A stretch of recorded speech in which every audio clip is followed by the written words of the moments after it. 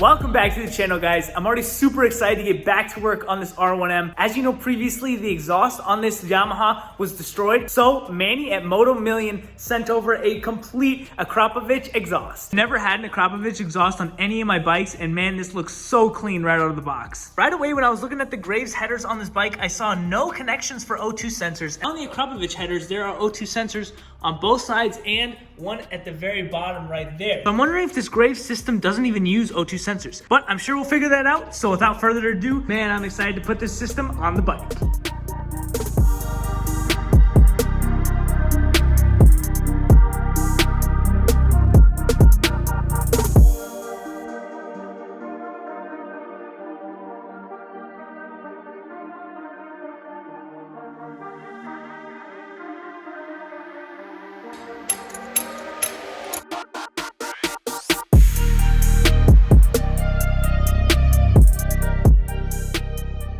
The first one of these I took out, I was like, oh shoot, did I just snap the head off of the bolt? But this like double female nut holds the exhaust onto the block because the threads are already on it. This side is already loose and ready to come out. Let's pull the exhaust out and put the new one on.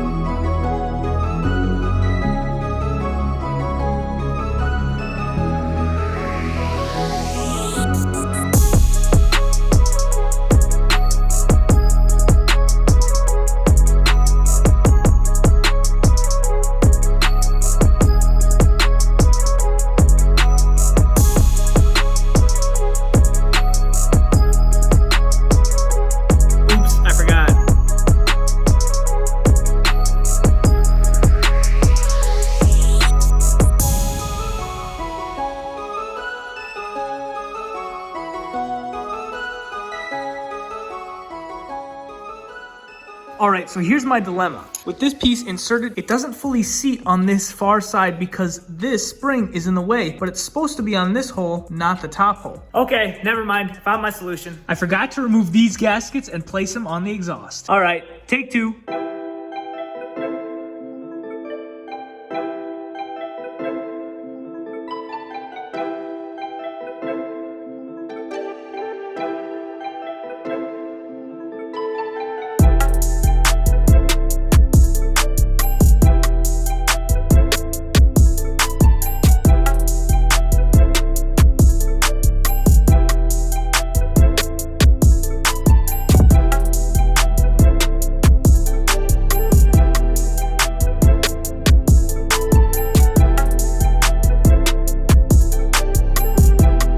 Time to put the headers on.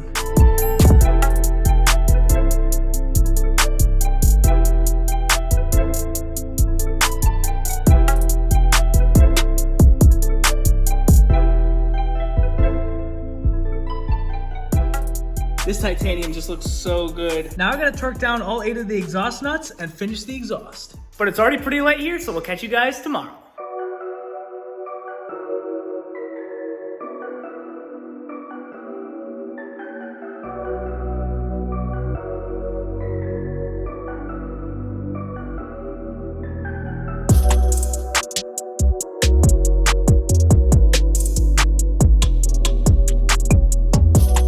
All right, everything is torqued down. Now let's crack open the pegs.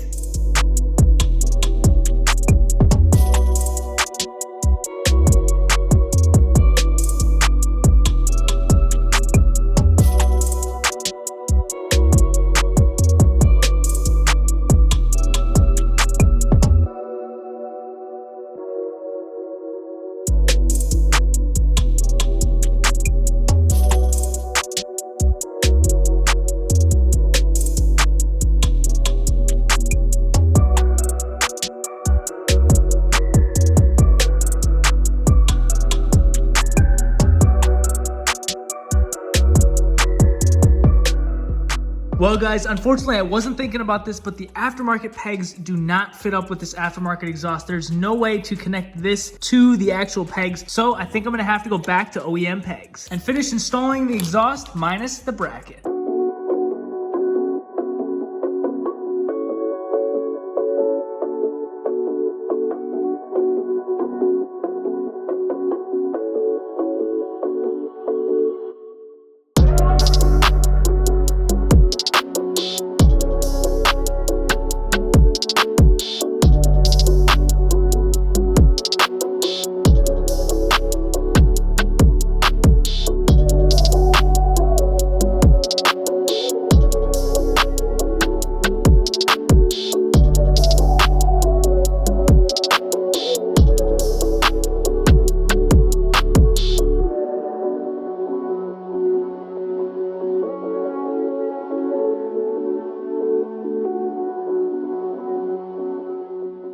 All right, now with the bike cleaned up, let's get rid of some of the scratches on the frame.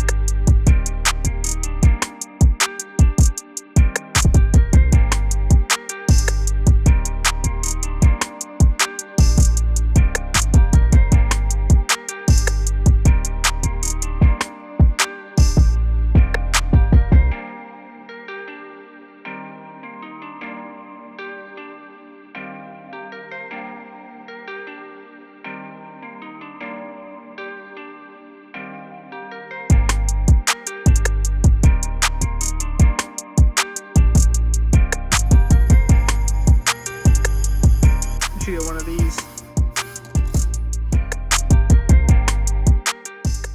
Man, giving the frame a refresh definitely cleaned up the bike. I took the key that was in the cylinder, and for 13 bucks, I got a key cut exactly to the key that was in the cylinder previously. Let's put this new cut key in the cylinder and see if it turns. All right, fully inserting the key.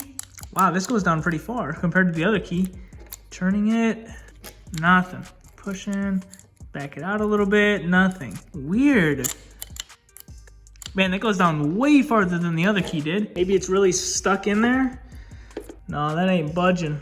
I don't want to break another one in here. I'm starting to wonder if this is actually even the key. All right, we tried with the keys. Now let's get the dash and the control module over here and get a battery on the bike.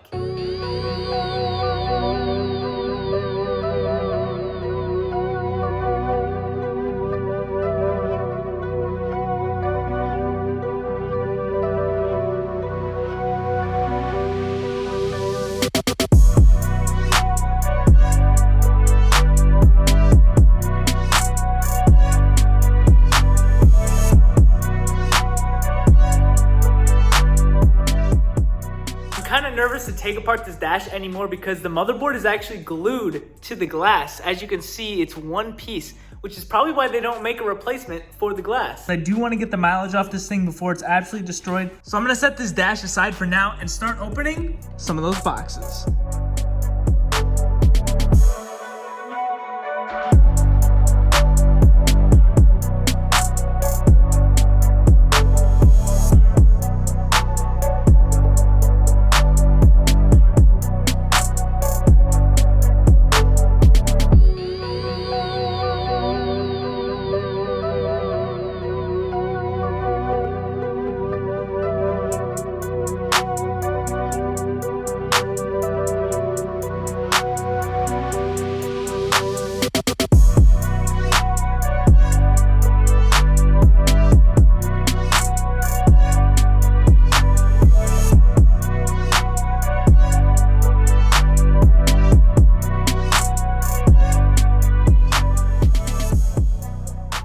We've got a battery on the bike, and I am in contact with a locksmith. He's gonna come out and possibly cut a key to the ignition so we can get this bike to turn on. But in the meantime, let's keep cracking open some boxes.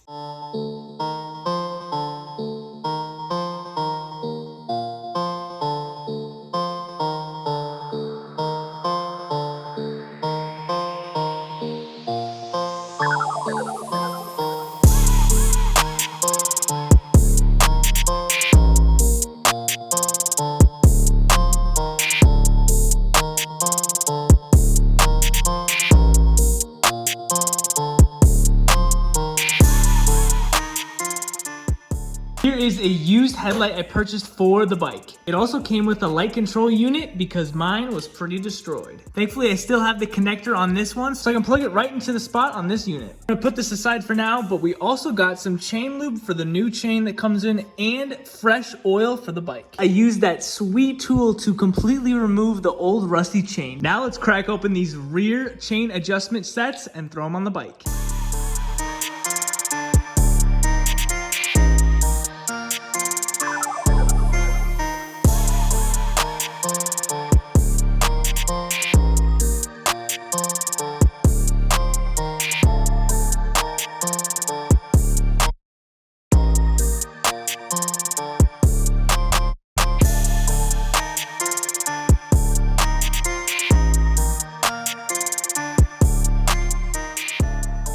Hopefully next week we have a locksmith out and he's gonna unlock the cylinder or make me a new key because I can't wait for this thing to shoot some flames. I do have a lot more parts on the way, so we'll catch you in the next one. See ya.